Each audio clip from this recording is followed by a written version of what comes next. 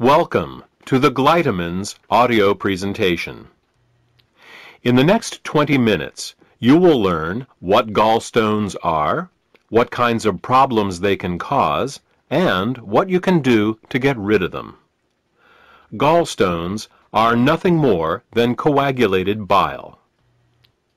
Bile is the green alkaline liquid produced by the liver, which, among other things, helps us digest our food. The liver produces about a liter of bile a day and stores it in a muscular sac called the gallbladder.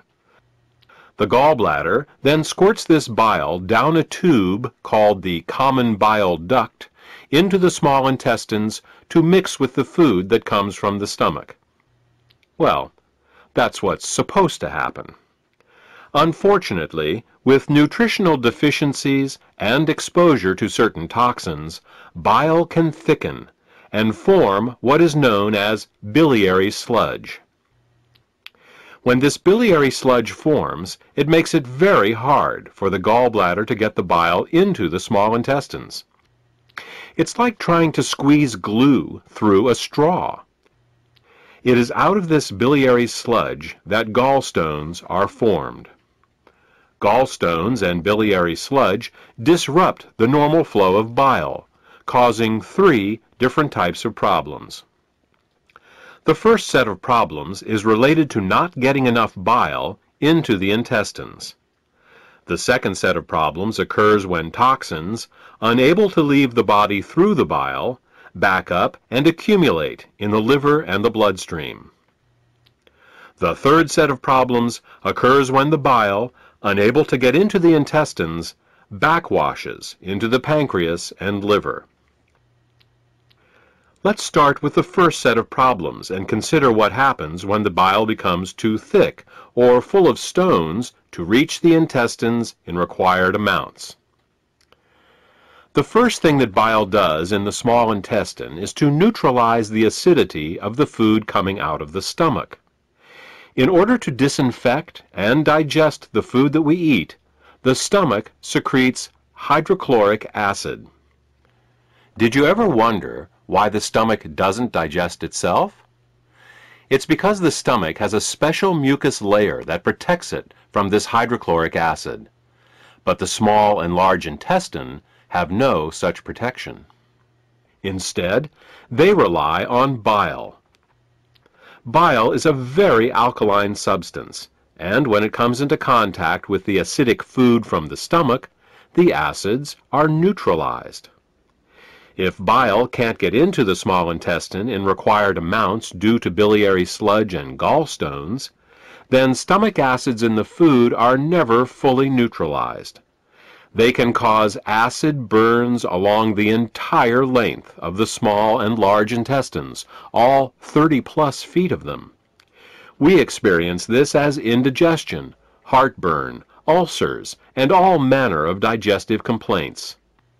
In essence, we are digesting our own intestines. The next thing that bile does in the intestine is to emulsify the fats and oils in the food that we eat. Emulsification is the process by which fats and oils are made water-soluble. To understand emulsification, think of soap. It's next to impossible to rinse grease off a dish with just plain water. But if you put a drop of soap on the dish, the grease washes right off.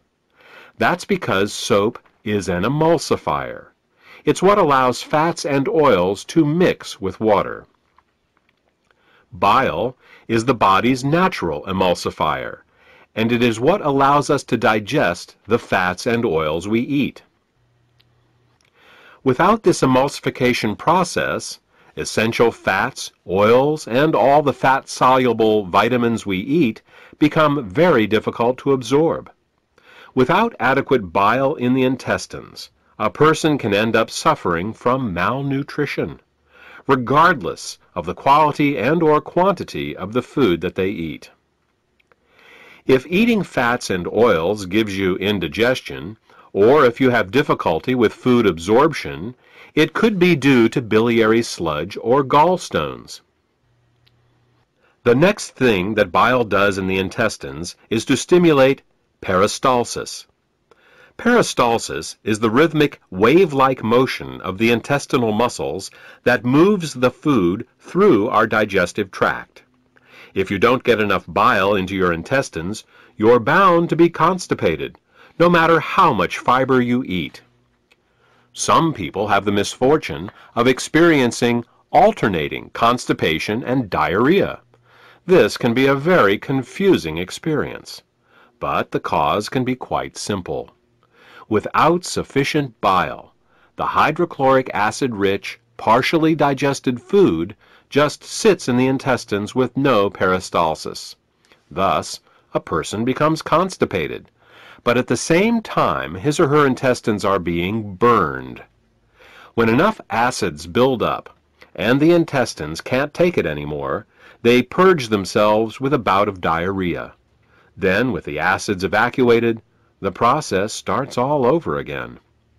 If you are experiencing problems with constipation, diarrhea, or both, biliary sludge and gallstones could be the cause.